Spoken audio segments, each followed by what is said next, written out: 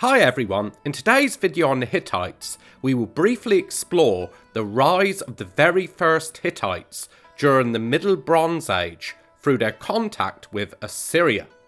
The first archaeological artifacts that help us to trace the early origins of the Hittites in Anatolia comes from the Middle Bronze Age at the start of the 2nd millennium BC.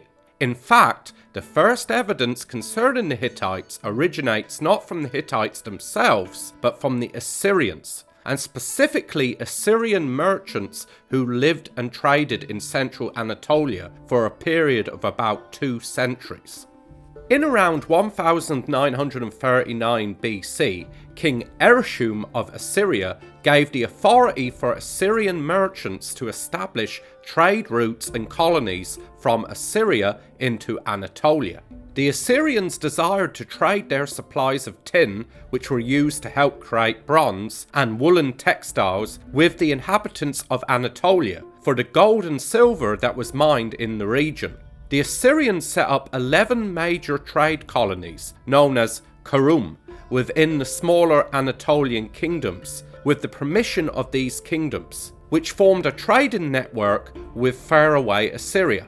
The local Anatolian rulers were allowed to impose taxes on the Assyrian trade caravans, had first choice in purchasing goods from the traders, and could punish any merchants who broke these rules.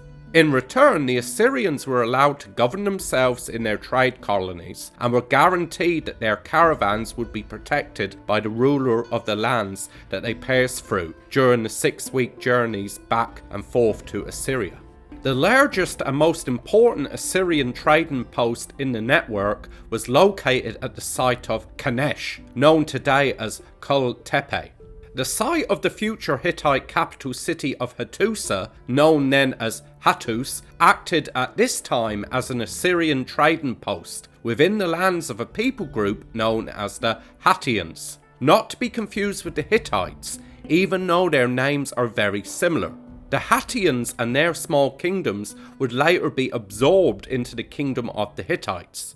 The city of Kanesh measured about 80 acres in size, and a large palace and administrative buildings were found on top of the city mound, showing the importance of this trading post in the Assyrian trade network.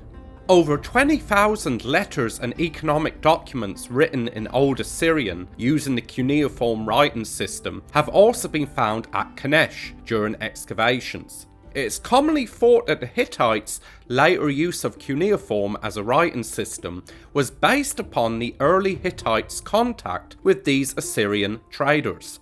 In these various documents, the first evidence for the people we know as the Hittites comes to light, as within the letters, the first records of uniquely Hittite names and distinct Hittite words can be found, which help to demonstrate their increasing presence within central Anatolia during this period.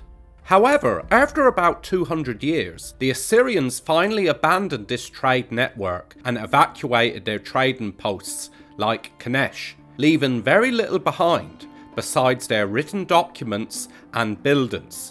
It is thought that increasing tensions and conflicts between the small Anatolian kingdoms over territory and the desire to trade with the Assyrians on their terms led to this situation, making it too dangerous to maintain such a trade network and trading posts.